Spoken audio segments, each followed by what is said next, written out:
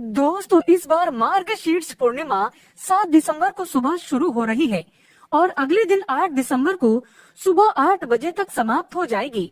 ऐसे में पूर्णिमा तिथि पर स्नान, दान और लक्ष्मी पूजा का बड़ा विधान है। शास्त्रों में पूर्णिमा तिथि पर दान करने वाला व्यक्ति राजा कहलाता है। वो सभी सुखों को प्राप्त कर लेता है। ऐसे में पूर्णिमा तिथि पर भूल कर भी इन चीजों का दान कभी मत करना। दोस्तों, दान करना आवश्यक है। दान के बगैर ना तो आपका भला होगा और ना ही किसी भूखे प्राणी का। दान करना हमारे जीवन में उतना ही जरूरी है जितना आप बाकी कार्य करते हैं। शास्त्रों में कहा जाता है कि मनुष्य को अपने पूरे जीवन में कम से कम 2 बार गुप्त दान अवश्य करना चाहिए। इससे नरक नहीं जाना पड़ता। दान सर्वश्रेष्ठ, मंगलकारी और आपके लिए बहुत ही शुभ माना गया है। परंतु क्या आप जानते हैं, कई वस्तुएं ऐसी हैं जिसे आप दान नहीं कर सकते, जो कि भगवान शिव बताते हैं। ये 6 वस्तुएं ऐसी हैं जिसे आप दान नहीं कर सकते। साथ में हम ये भी जानेंगे शिव महापुराण के अनुसार वो कौन सी वस्तुएं हैं जिनका दान अगर व्यक्ति करता है तो कैसा भी दुर्भाग्य क्यों ना हो, कैसी भी तकलीफें क्यों ना हो, निश्चित रूप से दूर हो जाती है। दोस्तों, आपसे एक विनती करते हैं कि चैनल को सब्सक्राइब जरूर करिएगा और इस बेल आइकन को जरूर दबाइएगा। कमेंट बॉक्स में सच्चे दिल से लिखें ओम नमः शिवाय। महादेव के लिए एक लाइक तो बनता है। दोस्तों, पहली चीज है नमक। सोमवार के दिन नमक का दान करने से दुर्भाग्य और गरीबी या फिर जो परेशानी है वो दूर हो जाती है। यानी नमक का दान आपके समस्त दुर्भाग्य को दूर करने में सहायक है। नमक का दान करते समय आपको एक बात का ध्यान रखना आवश्यक है। नमक डेले वाला होना चाहिए। जो हम आपको दिखा रहे हैं, दरअसल ये साबुत नमक होता है। ये एक प्रकार का नमक ही होता है जो गोल गोल होता है, जिसे साबुत नमक कहते हैं। वो अगर आपको मिल जाए तो उसे अगर आप दान करते हैं तो वह सर्वश्रेष्ठ माना जाता है।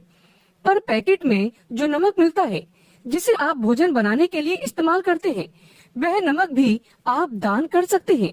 नमक का दान सर्वश्रेष्ठ माना गया है। दूसरा है गुड़ का दान। यदि आप गुड़ का दान करते हैं तो इससे आपके रिश्ते अच्छे होते हैं। अब ये रिश्ता आपका किसी से भी हो सकता है। पति पत्नी के बीच अगर संबंध मधुर नहीं है और आए दिन कलेश होता है, झगड़े होते हैं और अगर नौबत तलाक तक पहुंच गई है, तो आप महादेव की शरण में जाएं। महादेव देवाधिदेव है। वो आपके समस्त संकट को दूर करते हैं। उदाहरण के लिए आपको बता दें कि अगर कोई व्यक्ति बहुत अधिक लंबे समय से बीमार है तो आप ज्योतिष के पास जाएंगे। जहाँ भी जाएंगे तो वो आपको यही कहेगा कि भगवान शिव की शरण में जाओ, महामृत्युंजय मंत्र का जाप कराओ, महामृत्युंजय अनुष्ठान कराओ, रुद्राभिषेक कराओ। आपको वो कोई और देवता या फिर कोई और उपाय बता देते हैं कि आप उनकी शरण में जाएं और आप ये उपाय करें। लेकिन दोस्तों, मैं सिर्फ भगवान शिव की शरण में जाने को आपको कहूँगा। तो आप ये समझ लीजिए कि अगर आपका रिश्ता तलाक तक पहुँच गया है और आपको लगता है कि अब बनने वाली बात नहीं है, तो हम आपसे कहेंगे कि आप महादेव की शरण में जाएं। महादेव को सोमवार के दिन गुड़ जरूर अर्पित करें। गुड़ का दान जरूर करें।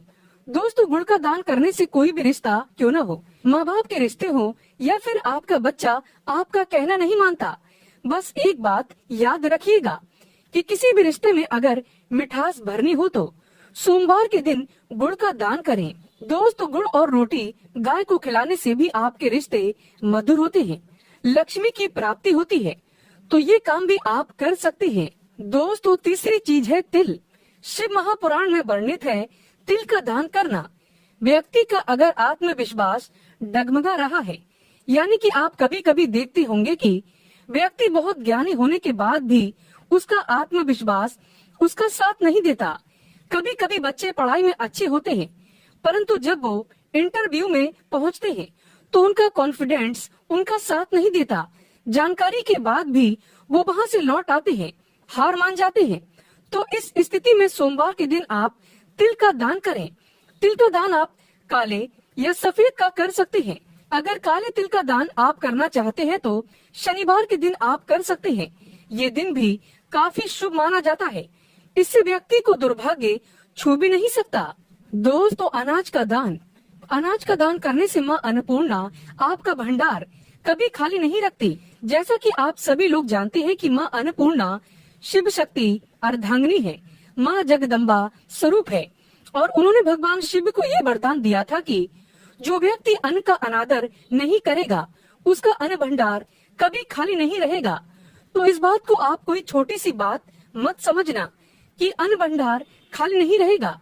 आपके भंडार खाली नहीं रहने का अर्थ ये है कि आपका घर धन से भरा रहेगा। और ये दोनों चीजें एक साथ जोड़कर इसीलिए देखी जाती है कि जिस व्यक्ति के खान पान का जो वैभव है वो भरा रहेगा, समृद्धि बनी रहेगी, उसके घर में धन की लक्ष्मी की भी कोई भी कमी नहीं रहती। तो इस प्रकार का दान आप शिव महापुराण में बताए समय के अनुसार यानी कि सोमवार को गेहूं चावल का दान करते हैं तो आपको अपने पूरे जीवन में कभी भी अन्न की कमी नहीं होगी, तथा गाय को सोमवार के दिन रोटी के साथ गुड़ खिलाने से कई हजार गुना पुण्य की प्राप्ति होती है। इसे सर्वश्रेष्ठ माना गया है। दोस्तों, सूर्य ग्रह को मजबूत बनाने के लिए रविवार के दिन किसी गरीब को 1.25 किलो गुड़ का दान करना उत्तम माना गया है।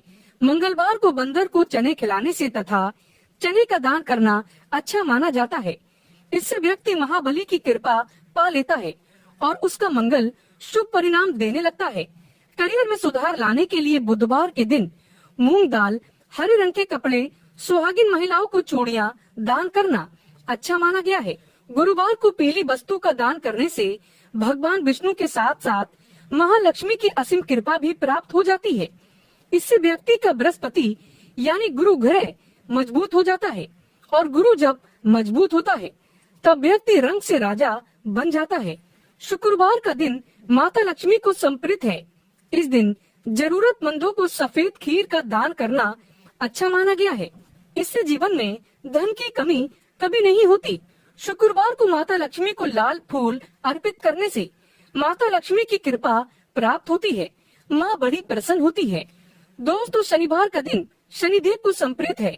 इस दिन काले तिल शनिवार को अर्पित करने से वो व्यक्ति सभी पीड़ाओं से मुक्त हो जाता है। इस दिन तिल का दान करना अच्छा माना गया है। इस दिन गरीब को चावल दान करना सर्वश्रेष्ठ माना गया है। ये उपाय साक्षात शनिदेव को प्रसन्न करता है। दोस्तों, जो व्यक्ति किसी गरीब को कपड़े का दान करता है तो बहुत ही शुभ और मंगलकारी माना गया है। इससे व्यक्ति के सभी मार्ग खुल जाते हैं। गरीबी उसके जीवन में कभी वास नहीं करती। कपड़े दान करने से शनिदेव प्रसन्न होते हैं। राहु केतु का प्रवेश उसके जीवन में कभी नहीं होता। बुध ग्रह शुभ परिणाम देने लगता है। सर्दियां चल रही हैं, ऐसे में गर्म कपड़ों का दान अवश्य करें।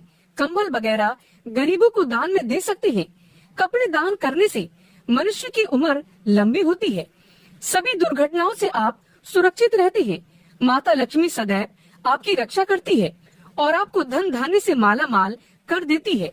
दोस्तों, अब जानते हैं क्या दान ना करें, तो चलिए ये भी जान लेते हैं। फटे कपड़े किसी को दान नहीं करना चाहिए। सड़ा गला खाना कभी किसी को दान नहीं करना चाहिए। अगर घर में टूटे फूटे चप्पल जूते पड़े हैं तो उसे भी दान नहीं करना चाहिए। इससे आपका दुर्भाग्य आ सकता है। अपने घर का झाड़ू भी दान नहीं करना चाहिए। इससे माता लक्ष्मी आपका साथ हमेशा हमेशा के लिए छोड़ सकती है। घर का बर्तन भी दान नहीं करना चाहिए। इससे भी माता लक्ष्मी रुष्ट हो जाती है। घर का इस्तेमाल हुआ तेल दान नहीं करना चाहिए। इससे शनिदेव नाराज हो जाते हैं। नुकीली वस्तु जैसे चाकू, छुरी, ब्लेड आदि का दान नहीं करना चाहिए।